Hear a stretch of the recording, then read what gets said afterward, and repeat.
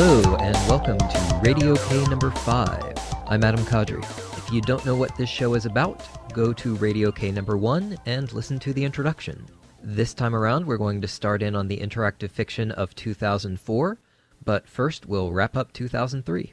Our first game is Slouching Towards Bedlam by the late Star Foster, who died horribly young of complications from cancer just 3 years after this game came out, and Daniel Ravapinto, who placed second in the 96 comp with a game called Tapestry. Slouching Towards Bedlam took first place in the 2003 comp and cleaned up at the Zizzies, winning Best Game, Best Story, Best Setting, and Best Non-Player Character. You play a doctor at the infamous Bethlehem Hospital in a version of Victorian Britain that has advanced technology, including a little robot called Triage that follows you around.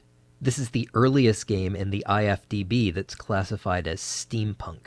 But soon you discover that you have been infected with the Logos, an eldritch mimetic virus that intrudes into the story with creepy messages. And here to talk about it with me is Jess Haskins. So, I didn't play this when it first came out, but it made such a big splash at the time that I did see other people playing it, and I did follow a bit of the discussion about it. One of the big ideas that came up in that discussion was this. There are a few different kinds of interactivity that we find in these games. One, there are puzzles. Two, even in games without puzzles, there's still participation. Like, you actually have to type the command to leave your bedroom before you start encountering plot points. Three, there are sort of random choices, like you come to a road and you have to decide whether you're going to go north or south. But the people who liked Slouching Towards Bedlam, and I seem to recall that Emily Short was one of the main people who made this point, said that it was the best instance up to that time of a fourth kind of interactivity, which was making a moral choice. You spend the first half of the game figuring out what's going on and what the Logos is and how it works, and then you have to decide what you're going to do about it. Basically, if stopping the Logos means murdering everyone you've talked to lately and then killing yourself, do you do it? Now, I'm not really sure this actually works. For one thing, I've written games with multiple endings, and from following the online discussion about them, I've found that players don't seem to feel like they've finished the game until they've seen all the endings. It's kind of hard for a game to capture the impact of making a big choice when the players are just going to try every option anyway. Usually when I play long games like RPGs and stuff where you have a lot of narrative agency and can make choices and develop relationships and stuff, I usually only play those games once. I don't really have the urge to go back and now I'll do the evil version and see how all that plays out, because I do have a really strong attachment to the characters and the story and my playthrough. There's games that I would love to experience again, but I'm like, well, if I play it again, I have to do everything exactly the way I did it because that's the way I want to experience the story. And that's very different from games where you do just kind of want to experience all the endings and try them out. There's also a lot of games where the ending is just like final scene, final battle, make a choice, left or right, and you can just reload right before that choice point and then see all of the endings. So yeah, I think this fell into that category. I also felt like I wanted to explore the whole space and see all of the things that you could do. And this is very short, so it's not like I would have to repeat a whole campaign and make tons of choices to get to another one. Yeah, I also went ahead and reached all the endings, and I have to think that most people did that, right? Like, maybe not during the comp because of the time limit, but the idea that playing Slouching Towards Bedlam is a matter of gathering information and getting a crystal clear picture of the situation and then carefully making a choice based on your own moral code, I don't think that reflects the actual experience of too many players. Like, did you find yourself making a moral choice? For me, it didn't feel like a very clear or conscious choice that I made. I think because either it wasn't signposted enough or I just hadn't picked up on the range of options. At first, I was just sort of looking for the solution, like, well, I'm infected and things are going to be bad and this guy went crazy and he sent me all these warnings. So I have to sort of figure out what I'm supposed to do to fix it. I felt like there was one solution that I was supposed to find. I actually felt like triage was going to be the key to this one solution, that I was supposed to find that expanded input device and feed it lots of information, and then it would come up with, here's how to make everything turn out okay. That was sort of my impression of the story structure just from looking at it. My actual first ending that I got was after I found Cleve's apartment and all of the letters and stuff and had finally gathered all of the backstory and the materials. I felt like, oh, well, I should show this to Dumont. That's my first impulse, show this to someone who could help. And then the game ends and Logos takes over and it's horrible or great, I guess. But it felt like just a dumb, blundering fail state and not like, well, I chose to end the game this way. If you thought that was a losing ending, did you then find one that you thought was a winning ending? Fixing the magnetophone and spreading the logos was a pretty well signposted thing that you could do. There were lots of clues about, you got to fix your magnetophone, and okay, this is a device that can communicate to everyone. You have to go and get the parts and fiddle with it and fix it and use it, solving puzzles, solving problems, using things. And of course, that's maybe bad, maybe great. I don't know, but that's the succumbing to it or like aiding this unspeakable, strange force. But to me, that sort of felt like the solution and winning the game. Because it's like, well, I used all the parts that were there and all the things that had been hinted. Yeah, and to show how powerful that sort of mechanism is, solving puzzles just because there's a puzzle in front of you to solve, let me tell you about my first playthrough. I left my office and there were 3 exits. So I tried one at random and it took me outside. And there was a cab driver there who asked where I wanted to go. And I had found the key to my house, and that was the only place I knew of to go, so I went to my house. And there was a gallows set up in front of my house. So I thought, all right, well, there's a gallows right here. I guess I'll hang myself. I had no idea why I was hanging myself. It was just a thing to do. Getting the gallows working was a puzzle to solve. I actually assumed that when I found the key labeled 2D, I just missed that it was my apartment key. And I thought, oh, this is the key to room 2D in corridor 2. And I kept trying to figure out how I could get the panopticon to take me to somewhere other than corridor 6. And I'm like, there's like 24 corridors. How do I get to the other ones? There's a lot of stuff like that in this game. Like you just said, there's the panopticon with 24 corridors, but you can only look at one. There's an archive with 1 million files, but you can only look at 3 and only one is important. Triage can be pointed at anything in the game, but it only has anything interesting to say about a couple of things. And all of that raises the question, why build up these big set pieces that only get used for one thing? Part of it is just to be cool, and I actually don't have a problem with that. But I suspect that the main reason is that structurally, the beginning of this game is about reading a series of info dumps, and making a big production out of each step spaces out those info dumps. But speaking of the structure of the game, I want to go back to what you were saying about the magnetophone, because I think it hits on maybe the key thing about Slouching Towards Bedlam, which is that the game's content is pushing you in one direction, and the game's structure is pushing you in the opposite direction. People can say what they want about transhumanism or whatever, but the idea that spreading the logos and changing the nature of our species could be a good thing would not have occurred to me for a couple of reasons. One, everyone who encounters it ends up institutionalized and biting out their own tongues, so that's not good. And for another, the logos is just inherently scary. I mean, you're typing along in your little IF game, and suddenly this freaky, crazy shit shows up on your screen in white, bold-faced characters with all sorts of weird slashes thrown in. And the stuff that it's saying sounds evil. It sounds like a cancer cell talking. Oh, must infect, spread, multiply, ha ha ha. So the idea that your goal in the game could be to spread the logo seemed kind of ridiculous to me. The only reason to do that is structural. Because, as you just pointed out, if you don't do that, then you end up missing more than half the game. Yeah, I would agree with that. That's a really good point about how the structure and the content can be in tension, because the structure does tell you, hey, fix this thing and use this device. And the other endings, which follow Cleve's lead and contain the infection and kill everyone and yourself, was the one that I actually just wouldn't have picked up on on my own. I don't know whether that's because of my inclinations as a player, because usually, I'm the lawful good, help everybody, like follow the Paragon path kind of player. But I think also just because it didn't feel like there was a moment where I saw those two clear paths and had to like look at and weigh and choose them. Like to use kill as a verb just wouldn't have occurred to me. For one, I imagined my character as this tweedy, upstanding, like intellectual doctor type. I had no reason to think that unarmed, barehanded, just with brute strength, just kill was something that he could do, like flipping a switch. I mean, if there had been something in the narrative that suggested like his strength or his capacity for violence, or even if you had a tool that could obviously be used as a weapon, that would have given me the nudge to consider that as a possible choice. Since it didn't occur to me, it didn't feel like a choice.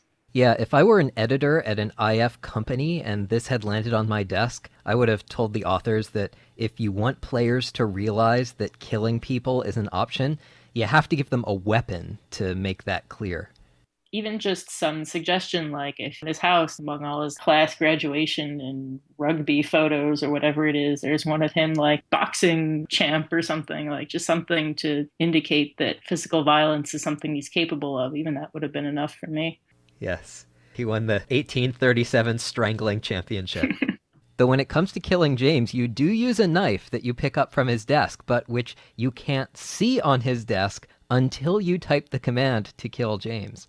And then I specifically couldn't get it back. I could even see it. It was an object, but it was stuck, I guess, so that I couldn't kill myself with it, because killing yourself is the hardest part to do. You can just kill anybody else, on a whim, but need something to kill yourself with. And here's this ivory knife that appears in the act as you're killing him, and then you explicitly can't have it. And I was looking for an ivory thing because the triage expanded input device was supposed to be an ivory thing, but like Dumont had it out of stock. And I was like, can I just get the knife? Can I kill other people with it? Can I kill me with it? Can I take the handle off and jam it into triage and feed it all of these diary notes and stuff I've been collecting so it can come up with a solution to contain Logos and save the world? But nope, it's an ivory knife and I can't have it.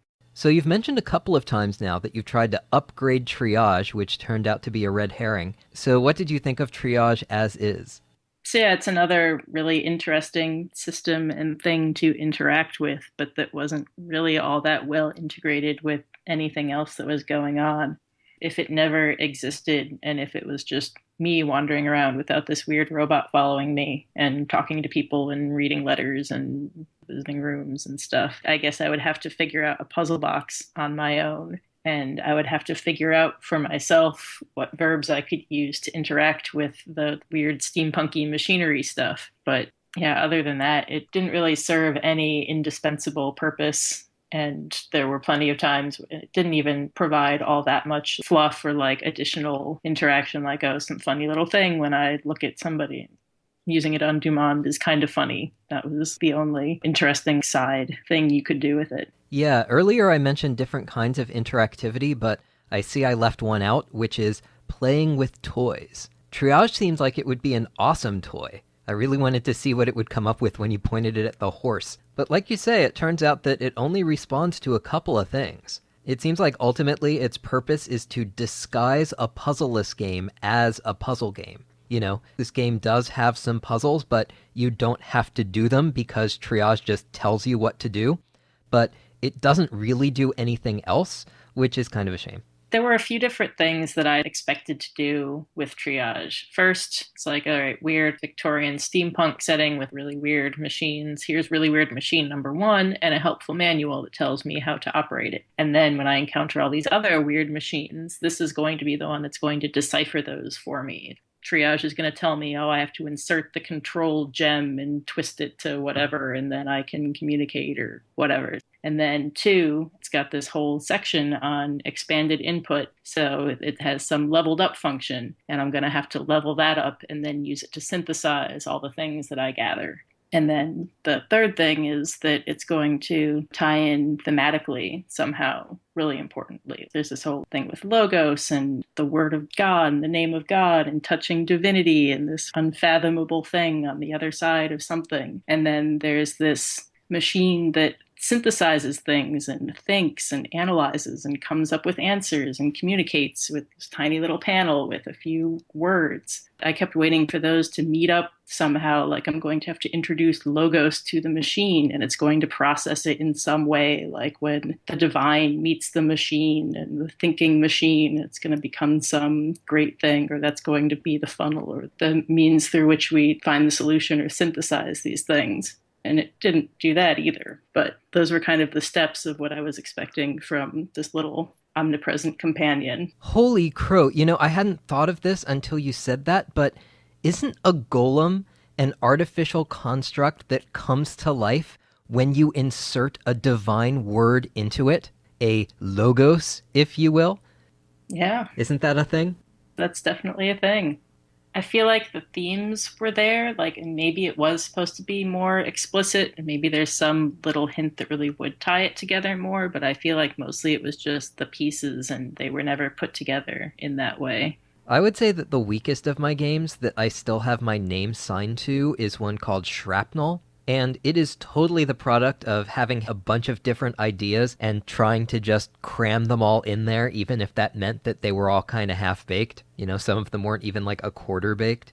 And this seems like the same sort of project. We'll put in 19th century robots and Kabbalah and secret societies and a bunch of IF meta stuff, even if we don't really have the space to develop any of it very much.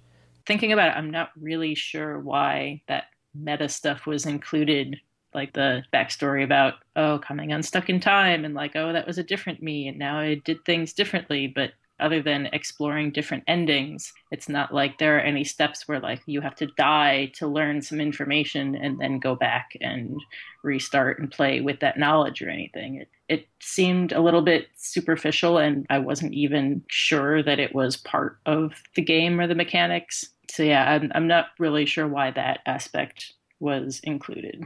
Well, I have a guess, though I suppose I could just ask Daniel Revapinto. Well, asking the author takes all the fun out of textual analysis.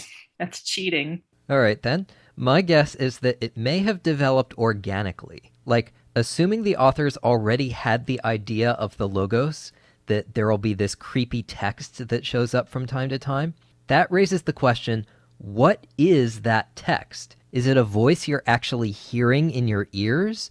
Is it purely mental? And then you have this whole other set of messages, the game messages when you save or restore or undo. So once the authors had the very clever idea to conflate the two, they then had to add the meta stuff to the game just sort of by default to justify that conflation. But that is just a guess. Yeah, it sounds plausible to me. I think that the other parts of Logos were strong and compelling enough on their own. That the bit about different me's and jumping around in time, really just a distraction. It's like, here's this big thing going on and this other thing going on. Too many mechanics to Logos almost. All right, well, changing gears here, I know you wanted to talk about the game's atmosphere before we called it quits here, so take it away. I just kind of wanted to give props to the steampunk setting for being well handled. It, provided like a nice atmosphere, but without being sort of over the top, brass pipes and top hat and monocle fetish. Maybe this isn't quite such a notable thing in IF, but while I was playing it, I was feeling kind of refreshed that the prose is competent. Like, oh, this isn't terrible. It's not tortured. It's not riddled with grammatical errors. It's not really tedious and tiresome. Like, this is actually pretty decent writing. And that's something that I always kind of like sit up and take notice of in a graphical adventure game that deals in these sort of themes of it's set in an insane asylum and there's all of these letters left by the raving lunatics describing how they descended into madness. And usually the writing in those games is not always the best. It's something to be endured rather than enjoyed, and the prose gets a little purple and the vocabulary gets a bit beyond the writer's reach. And I didn't feel that reading this. I mean, that's not to say that it was perfect. There are times when the writing could definitely get a little purple or there's a weird turn of phrase. But for the most part, I'm like, oh yeah, this actually feels pretty solid. And that felt nice. And I wish I were more used to that. I'm not sure I can entirely agree this time. The game starts with this audio diary that announces that this is a story with literary ambitions. It says, I discredit my profession, examining madness as if the world were a fluent thing and sanity as malleable as the warm wax of a candle. And the next line is, the secret lays heavily on both my mind and heart. And if you want to puncture the atmosphere, that's a good way to do it. What really gets me is that I saw that there was a 10th anniversary edition, and after 10 years, that error still hadn't been fixed. And the new edition had horrible crashing bugs, so I had to go back to the '03 version. It got me thinking, I just published a rewritten ebook edition of my first novel, and even though I was pretty sure that it was close to error-free, I still paid a month's rent out of pocket to have a freelance editor look at it before I released it, because in the book world, that's what you do. And a comp game is a lot smaller. It wouldn't cost nearly as much to get it edited. If you can't hire a professional, at least send it to a friend who's good at grammar, because that's not an isolated glitch. I was keeping a list of the language problems in this game, but I gave up because it seemed like there was a new one after every command. That's a really good point that I never really considered. I mean, everyone in the whole games as art discussions and everything. Well, why aren't the stories in games as moving or even as well crafted or even as competent and error free as our greatest literature, like novels, movies, what have you? And even in games that are story focused, that privilege writing, that are all about writing, IF, or any game that really prizes its story, even if you get really good writers, there's usually no editor. There's no copy editor or even proofreader. For the most part, that's just not part of the game development pipeline. Certainly, that's not part of the mainstream game pipeline. You're lucky if you can get someone with the title of writer to do the writing, if it's not just like the designer dashing it off. And that probably makes a huge difference. And beyond just copy editing, I wonder whether there isn't a place for people who are familiar with IF to flag other issues. Things like the way that you're told that the puzzle box has an engraving of a tree on it, but only after you examine the tree in particular does the game bother to tell you that the puzzle box also has buttons on it, which are what make it a puzzle box rather than a box. Those buttons were hidden in there. Yeah, that's kind of frustrating. That doesn't really strike me as ideal. But yeah, I'm not sure if that's intentional. Like, oh, you have to really carefully look at the details and like find every little thing to see these things. I suspect it wasn't. I can't think of any compelling reason to hide or make these things difficult to find. And, there's sort of issues with navigation. Some IF games do a really nice job of filling in the gaps and like intuiting what you needed to do if you try and skip some steps. But every time I wanted to go somewhere, it's like, oh, you better get out of that cab if you want to walk. Like, what are you doing, you silly goose? Yeah, in my case, I unlocked my front door and even opened it, but only when I tried to step inside did the game say, from inside the handsome cab? Oh dear. I guess that up till then I'd been using my Inspector Gadget arms. So, closing thoughts? I enjoyed it very much. I was quite impressed at several points while playing. I have a lot of criticisms and nitpicks and big structural questions and things, but overall, I do think it's a really cool game, and I'm glad that I played it, and I think there's a lot of interesting stuff, and also maybe a lot even more potential if some of those thematic elements and puzzle and structural things were addressed. I think this could be easily expanded a bit and polished into something really cool that does sort of pick up on all of the little threads or like bits of interactivity that are there and maybe not used to their full potential. That's really interesting to me in that now that the rewrite of my first novel is finally done, my next big project is returning to adapting my IF piece, Photopia, into a novel, which I think is the same sort of exercise that you've just described. Taking just a few minutes of material and building it out into a world that can sustain hundreds of pages worth of story. I do sort of wonder, though, like, the characters in the IF version of Photopia are pretty much gossamer thin, and their counterparts in the book are a lot more substantial, but it does seem like the less there is to a character, the more people tend to like that character, because they sort of fill in what's missing with their own stuff. One of the things that kind of mystified me about some of the reviews of Slouching Towards Bedlam was when people wrote that they agonized over the decision to commit murder because they were so fond of the characters. And I was like, really?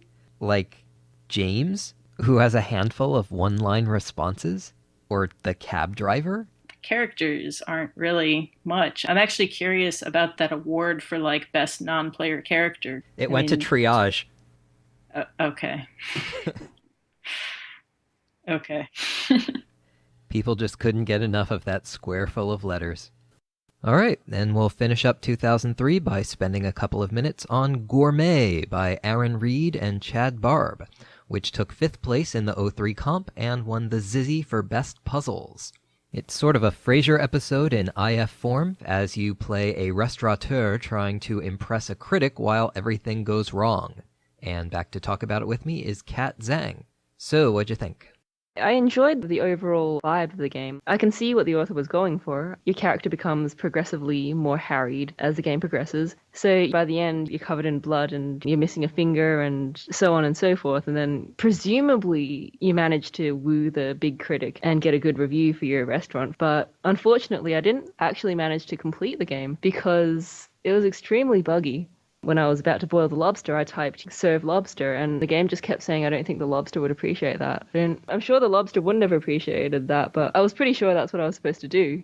I tried all the different combinations of words I could think of, but I couldn't work out how to trigger the ending, so I restarted. And the second time I got stuck because there's this one point where you have to put the reviewer to sleep with some herbal tea so that she doesn't see you standing on the table waving a stick at the lobster to try to get it down from the ventilation duct.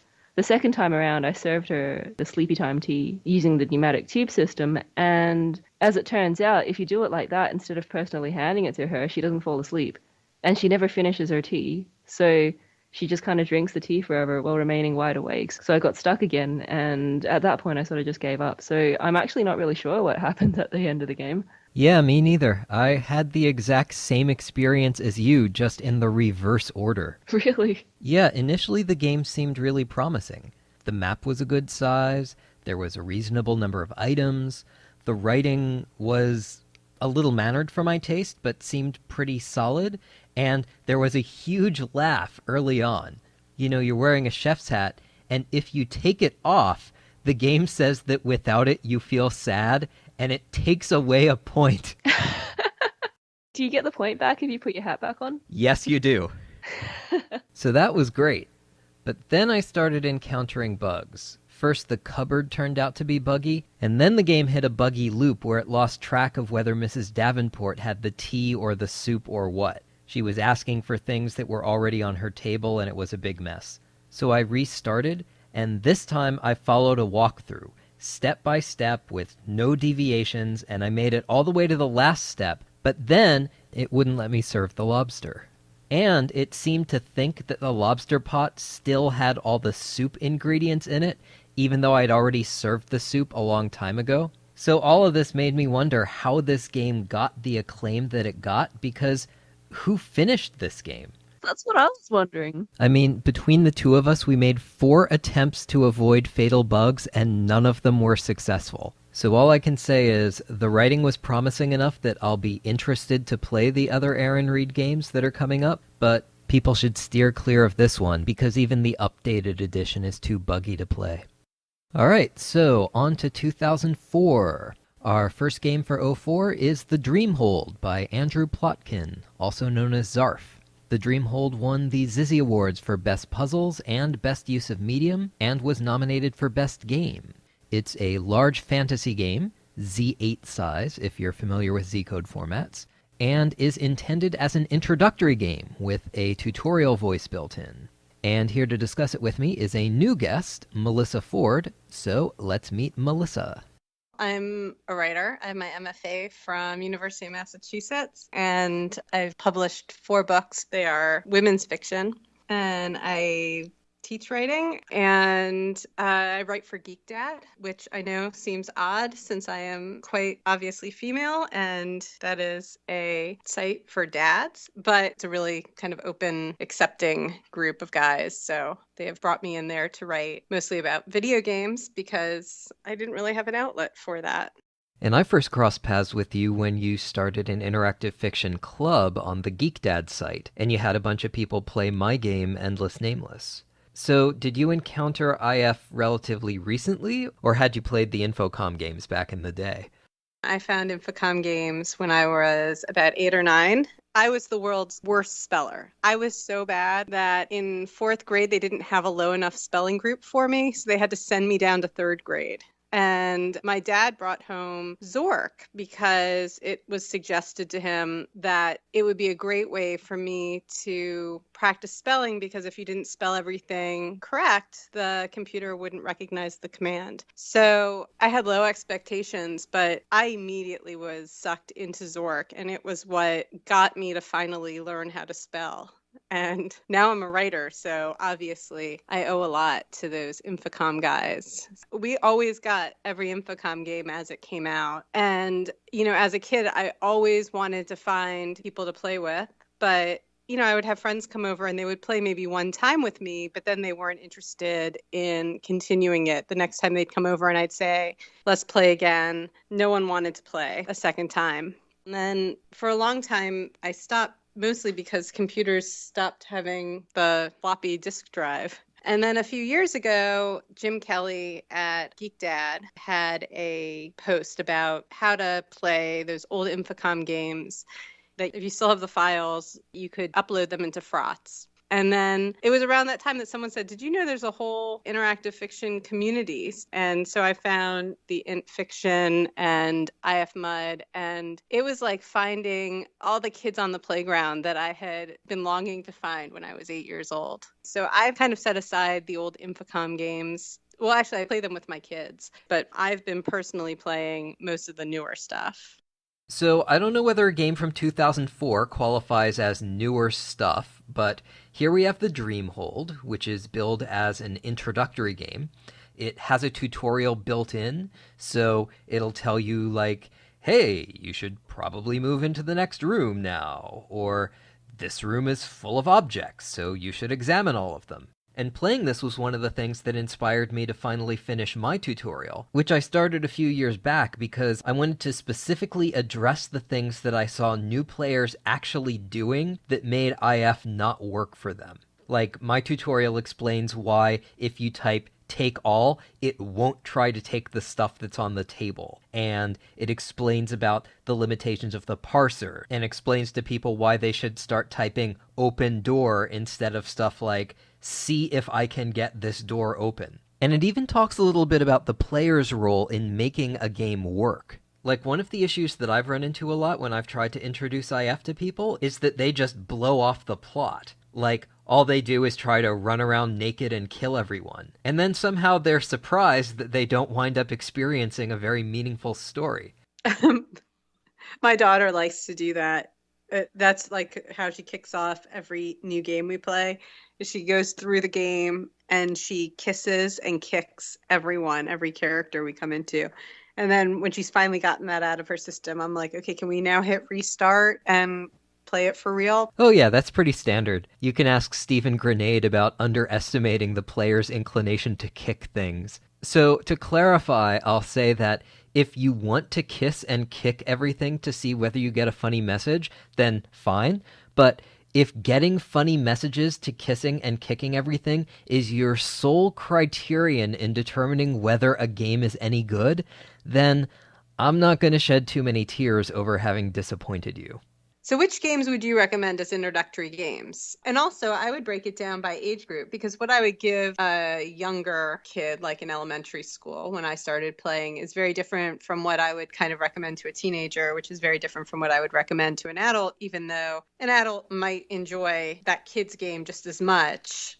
I don't think it works in the reverse, where kids enjoy certain games that adults would find interesting. So what would you say is a good introductory game? Oh, I don't know. I'm still 11 plus years behind the times, so I have a lot of catching up to do before I can really answer that. I've had people tell me that My Game 905 is a good intro, which is kind of weird because it wasn't meant as an intro at all. It's actually a response to a pretty obscure theoretical debate in the old IF news group. But people tell me that it's a good intro because, one, it's short. People have told me, I tried a bunch of different text adventures and always got bogged down and quit, and 905 was the first one I finished. And once I'd actually finished one, I found it a lot easier to stick with other ones. The second reason people have said that it makes for a good intro is that you have a clear goal. You know, you start the game by answering the phone and you're told flat out, get to work. And three, it's a recognizable situation. You know, you're in a regular world doing a regular thing, getting to work, and everyone knows the steps involved in that. And it occurs to me that not one of these things applies to the Dreamhold. Like, take the length issue. I started off this game thinking, all right, this is supposed to be a nice little intro game, so let me get a sense of the space and the objects in that space so that I can decide what I want to do. But I never got to the point of deciding what I wanted to do because I never ran out of rooms. There was always another exit, and the exit always led to another new place. And with each new room, I felt this physical exhaustion building in my chest. Like, come on, I'm never even going to be able to start, let alone finish. And the thing is, I'm sure that to some people, that was what was awesome about this game. Like, wow, there was so much to do and it seemed like I'd never run out of new places to go. But I found that completely counterproductive, both as an introduction to IF and just as a game. And as a counterpoint, Savoir Faire by Emily Short takes place in a mansion that also turns out to be pretty big, but at least she opens up the building one wing at a time. Like, okay, now you're in Act 2, so you get 3 more rooms. She didn't hit you with 64 rooms right at the start. So usually I draw my own map. In this case, I knew there had to be maps online already made. So I went online and grabbed a map. So I started out knowing how big the game was because I could see it on a map. So I had the opposite reaction to you in that I had a good sense that it was a big world and that there was a lot to explore. But if I like something, I'm always happy to see that there's more of it. Yeah, Roger Ebert always said that no good movie is too long and no bad movie is short enough. But I don't know whether I agree with that. In any case, to go back to my list, 1, the Dreamhold isn't short. 2, it also doesn't have a stated goal. It's sort of like the Moonlit Tower, but 20 times bigger. And again, I'm sure that for a lot of people, that's a huge recommendation. But, you know, a few minutes ago I talked about how players have to engage with the plot, but that works both ways. You are in a place is not a plot. Now, maybe I'll stumble upon a plot if I go exploring, but you have to give me a reason to want to go exploring, because otherwise, I'm just going to sit in the first room I see with a chair in it and do some crossword puzzles. No, you wouldn't. Sure I would. If I have no motivation to leave, why wouldn't I stay where it's comfy? But you have no memory. That's your motivation, is you have no clue why you're there, how you're there, what this is. You're there, you wake up and you are in a space and you know nothing. You would go try to figure out where you are or even find an exit door. You would wander around. I mean, I saw all the lit candles and I thought to myself, someone's been here recently. I mean, candles don't burn forever. Someone had to have been in this castle within the last few hours. And so I could encounter a non-player character that could be dangerous. I mean, I would definitely go and explore. And also, he gave that little tongue-in-cheek wink where he said, I know this is a cliche. Bear with me. We need a convention here to get you to explore the world. And it did. I mean, I got up and I tried to figure out, why am I there? Who am I? Do I belong here or is this somebody else's space? So I don't believe you that you just sit down and do you would do a crossword puzzle if you were in someone's apartment waiting for them and they weren't there and you felt comfortable and you knew who you were. If you didn't know who you were, you'd go look for an exit door. Okay, you make a good point. I mean, you're right. If I, in real life, woke up with no memory, then yeah, you're right, I would be freaked out. But I guess it comes down to this. The game presents the player with the same question that the world of the game presents the player character, which is, who is this guy? And the player character would obviously care about that. But the game didn't make me care. Like, when I say that I would sit down somewhere and do a crossword, it's because I found it hard to get through the Dreamhold because I kept turning it off to do a crossword. I mean, if you like that world, you would stay in it. You know, we had the opposite where I liked the world. I wanted to figure out who I was, where I was, how I was connected. I had a strong feeling that this was actually my place and that I just didn't remember and that I was the wizard. Yeah, I assume that had to be the case, that you did a spell that wiped out your own memory. And I have to admit, I didn't actually finish. I gave up after getting to the orrery, which is a horrible word to say out loud. So it does turn out that you are the wizard, right? Well, I did finish it. I'm not still 1000% sure that's the case, but that's how I understood it to be, that I wiped out my own memory. Now, I didn't address your question about age groups at all, so let me think about that.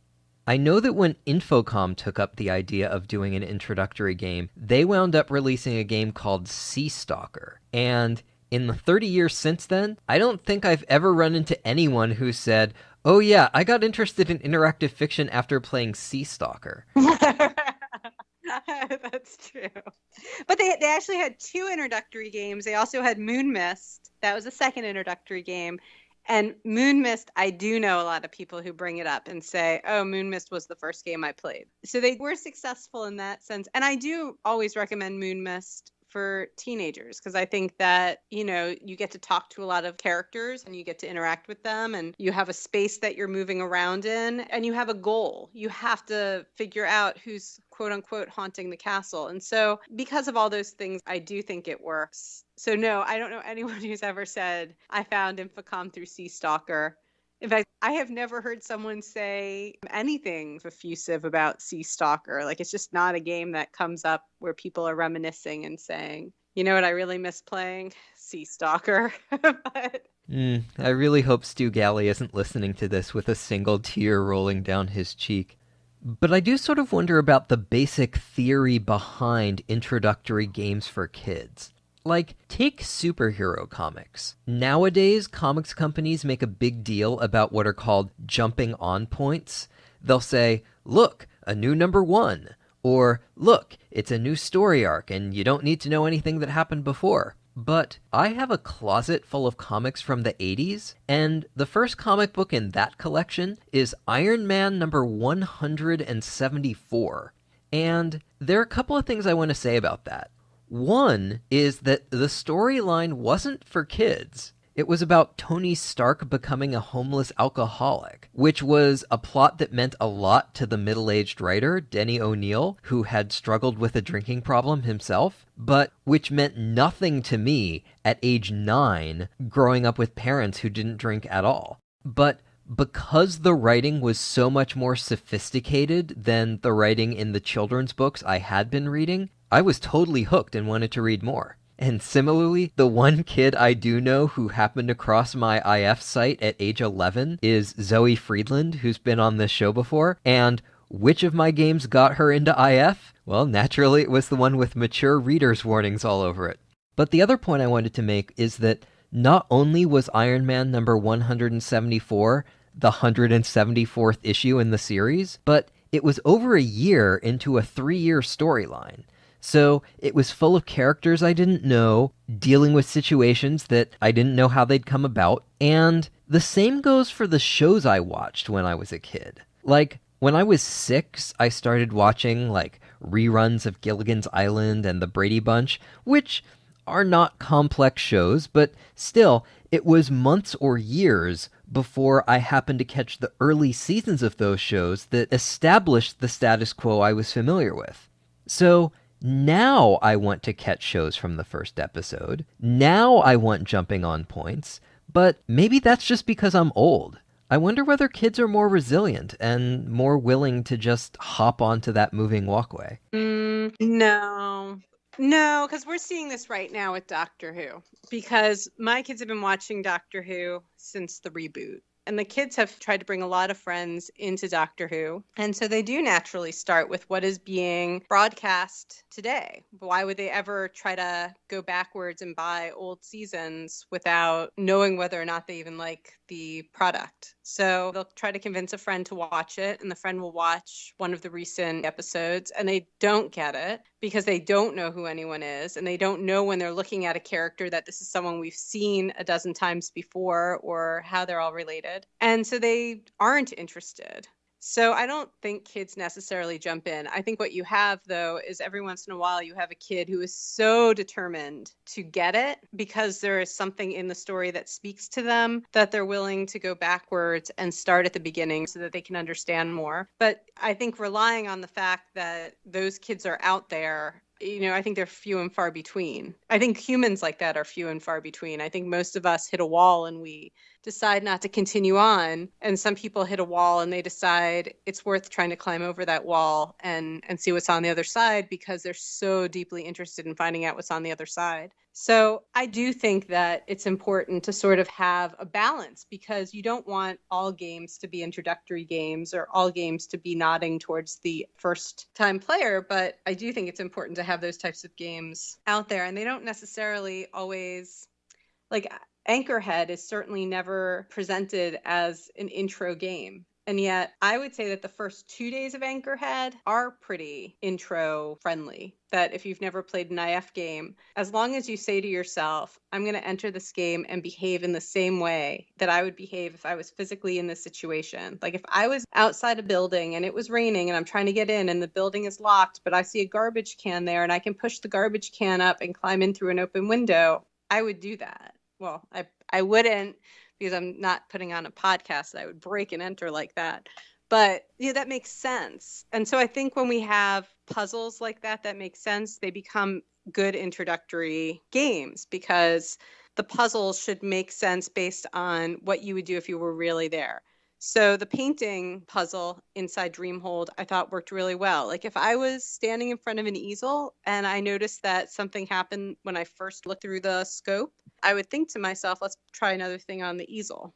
I could tell that the berries were really hot or really cold. And so it made sense to say, I'm going to use the berry to set something on fire. I'm going to use the berry to freeze something. And then there were other puzzles that were just so hard because they didn't make any sense. It became like the Ulysses puzzle in Zork. Who would think to themselves, I'm going to shout out the name Ulysses because I'm facing a monster. So that's what to me divides a good game that would be good for an introduction versus maybe not introductory material is how much do the puzzles require you to act as you would in the face-to-face world. So how well do you think the Dreamhold worked by that standard?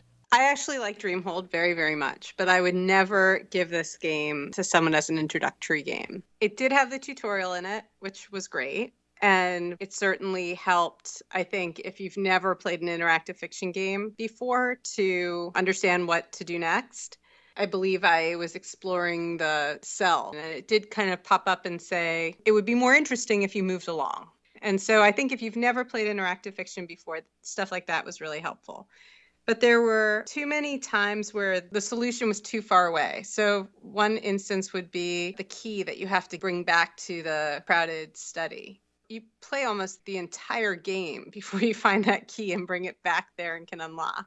Versus something like Infocom's Wishbringer, where you go down the hill into the graveyard and you instantly find the bone because there's very few places to explore there. So you're going to find the bone. It's not hidden. And 2 moves later, you can use it with the dog outside of Miss Voss's house. So you get an item and you use it. And there are a few items in that game that you pick it up and you don't use it till later. But the fact is that you pick up the thing you need early versus seeing that there's something you can't do and then having to play the whole game to get to the place where you now have the piece so you can go back and do it, because that was a little frustrating that, I knew there were a lot of doors and they didn't seem to be openable. I knew that they would probably be able to be open later in the game, but it was frustrating to see the problem first and then have to hunt down the solution versus being given the solution first and then find the problem it fits.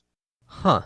So, to be clear, you're saying that you don't want to run into puzzles that you don't have the pieces to solve yet, but you do want to encounter just random objects that you have no idea what to do with? Yes. Yes, that to me is a good way to structure an opening interactive fiction game. I always hand Wishbringer to kids to play because it is structured in that way.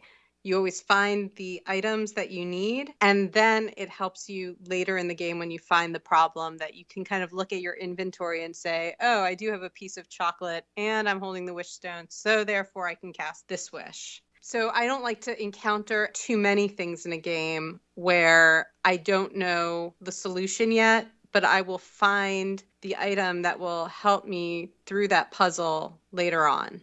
I think that there were too many places where we kind of hit something where we can't open it yet, we can't touch it yet, it doesn't do anything yet. And then we have to go back to it when we find the item, like the ball that goes inside the pyramid. We find the pyramid before we can pick up the sphere and put it inside the pyramid.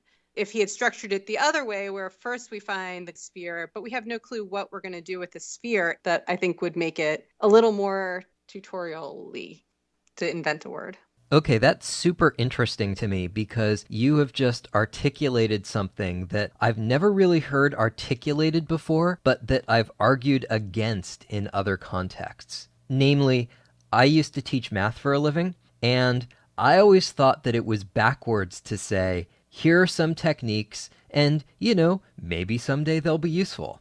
To me, it made more sense to start with a problem, preferably one drawn from real life, and then teach the methods you need to solve that problem. So, around that time, my girlfriend at the time was trying to decide between two cars. One was $2,500 and got 25 miles per gallon, and the other was $3,500 and got 35 miles per gallon. So, which is the better deal? Well, you need algebra to answer that question. So, I started using that question to introduce algebra, except my students said they'd just get whichever car was cuter. But I think this gets back to what you were saying earlier about the value of solutions that make sense. Like, I can see how you'd want the objects you need to already be in your inventory when you encounter a problem. But I don't think that's really how life works. Like, maybe there are some people who buy stuff because they think it might be useful in general, but the vast majority of the stuff that I own, I bought because I had a specific need for it at that time. And yeah, buying stuff is a little different from picking stuff up for free, but I don't really do that either. Like, if you're at the park and you happen to spot a long abandoned frisbee under a bush, do you take that frisbee? In an IF game, you absolutely do. But in real life, I don't. I live in a town that has a fair amount of pedestrian traffic, which means that people are always sticking stuff out in front of their houses with a little sticky note on it saying free. And do I take those old children's toys in case I have kids someday? Or do I take that textbook about cell biology in case I develop an interest in the subject someday? Or do I take that battered tennis racket in case I take up tennis at some point down the line? Again, there are probably people who do, but I don't. And I certainly don't go down to the cemetery to pick up some bones or swipe the gnomons off of the sundials that I see. Right. I mean, that is one problem with interactive fiction. And I think that the mark of a good game is that the collection makes sense, that you're collecting items and it makes total sense. Like you're collecting ingredients and it's to make a potion. Or, I love Enchanter, that it starts out that you have the spell book. You really didn't learn that many spells, but it makes sense to kind of go around that area and find all the scrolls that have the spells on them and put them in your spell book. And instead of it being these random items that we're picking up for no apparent reason because I mean, personally, if we were going to talk about how I would really live, like I wouldn't go around kind of doing some of these dangerous things just in order to get a treasure. But yeah, I would go walking around a castle to find scrolls because I would want to know as much magic as possible. So in this case, you could carry unlimited objects. And he actually addressed that in the tutorial part and said, some places limit it, but it can be really annoying. So I've made unlimited objects here. And I think that really good games don't always allow you to take everything. It lets you take the things that you will need. And it gives a reason for why you sort of want to take it, why you covet it, why you think it's worth more than your carrying capacity. So it forces you to think like a human and act like a human in the same way that you make choices like that every day. You either buy things because they're worth more than the money in your pocket, or they're not. Or you pick up things because they're worth more than the space they're going to take up in your house, or they're not. So in a game where you can just take everything, you stop really thinking like a human. And I do think that that stops people from being able to problem solve really well, because you're told here you behave like a human, but here you don't. And we'll all just roll with it. And listen, hold limits are annoying, just like hold limits in real life are annoying. I would love to be able to carry everything in my house with me wherever I go. The fact that we're not kind of giving those hard choices to the player, and then they stop making really careful choices or reading carefully or really weighing out their actions before they do them. So what did you think about the fact that this game didn't have any hold limits, that you could carry unlimited numbers of objects? Well, let me answer that in a roundabout way. When I was talking about Risorgimento Represso with Alex Hoffer, she said that one of the things she liked about that game was that as you get further and further into the game, you look more and more ridiculous. Like, at one point you're wearing a bear costume and you're slathered in butter. And I said that was an interesting observation in that it drew my attention to the fact that I'm usually not really picturing what's going on when I read, or even when I write. My location descriptions tend to focus on how the space makes you feel, or even more often, what the history of the place is, which is much more in tune with how I process the world. Now, I think Zarf is excellent at crafting prose. Like, in the first room with a lot of stuff in it, he says, you don't recognize half of it, and you can't name half the rest. That's very elegant.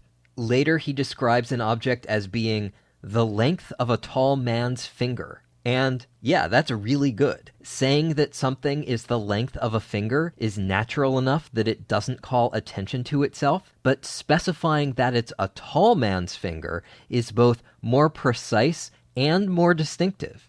The problem for me is that, at least in the Dreamhold, the prose is generally geared for people who have visual imaginations, which I do not. Here's that orrery I was talking about earlier. Listen to this. A globe of green glass revolves around the edge of the copper wheel. The green surface is irregularly pocked and cratered. The globe is currently receding from the outer edge of the brass disc. The copper wheel spins past the highest point of the great disc. The silver wheel is at the lowest. You know what I get out of that?